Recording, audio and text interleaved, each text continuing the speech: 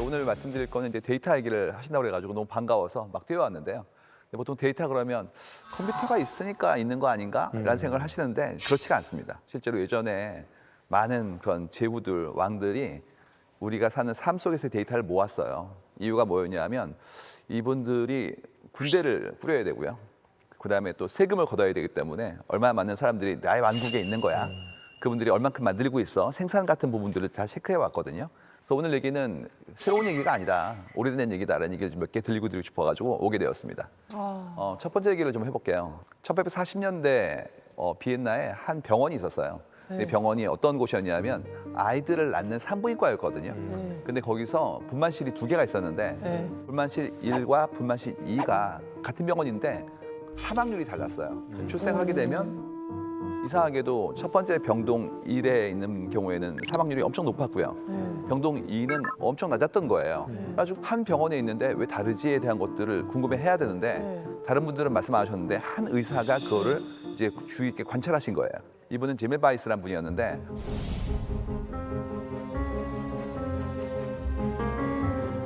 이상하다. 왜 일병동은 이렇게 사람들이 많이 죽지에 대한 거를 여러 가지로 관찰을 해본 거예요.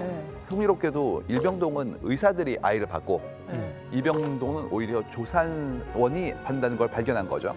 그다음에 이제 알게 된 건 뭐였냐면 의사가 받는데 문제가 생긴다면 뭔가 의사의 행동에 여기서 뭔가 바뀔 수 있는 게 있지 않을까에 대한 걸 추론하신 거예요. 혹시 이게 의사들이 손을 잘 씻지 않아서 그런 일이 벌어지지 않는가에 대한 추론을 하신 겁니다.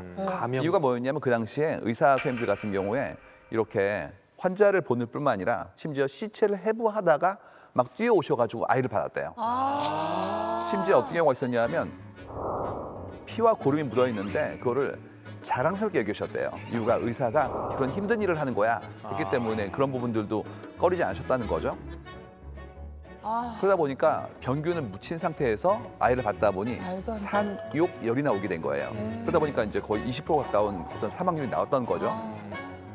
그래서 그거를 어떻게 할까 하다가 소독액으로 이제 손을 씻게 하는 것들을 강제한 거예요. 그래가지고 의대생들한테 지금부터 소독액으로 손을 씻고 환자를 보세요라는 얘기를 해서 어떤 일이 생겼냐면 산모 사망률이 1%대로 줄었습니다. 원인을 찾았네. 엄청나죠.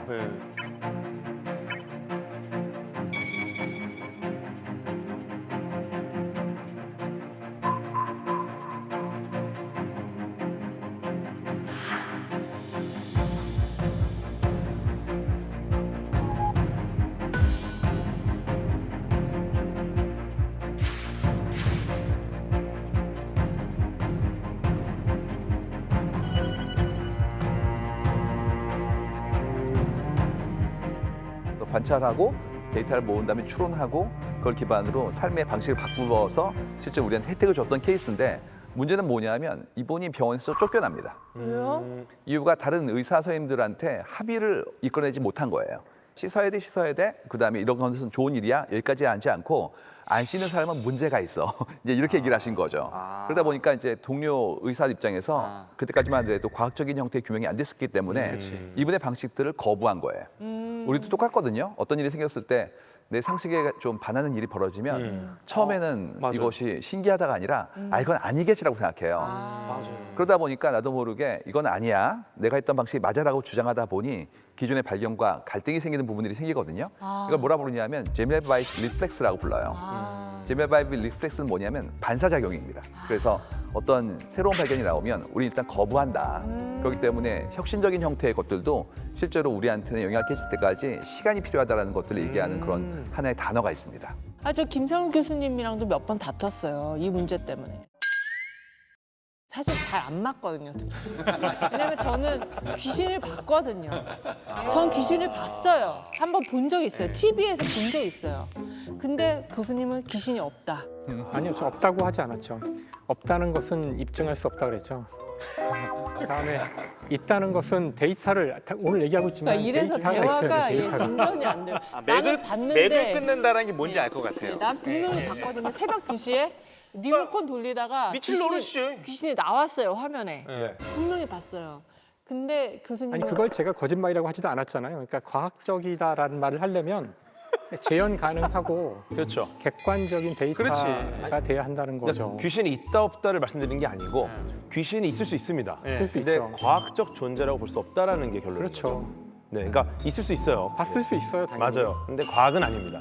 자, 문과 선생님 한번 도와주시죠. 아니 이게 예. 이거를 눈에 안 보이는 것도 마치 눈에 보이는 것처럼 좀 설명을 해주시면 아 그렇구나 할 수 있거든요. 근데 지금은 없는 걸 어떻게 입증하냐 이러시니까 대화가 잘 안 이어지는 거죠. 네. 자, 만약에 지금 허공에 떠돌아다니는 변혼들이 있다면 지금 모니터를 통해 한 번만 나와 주시기 바랍니다.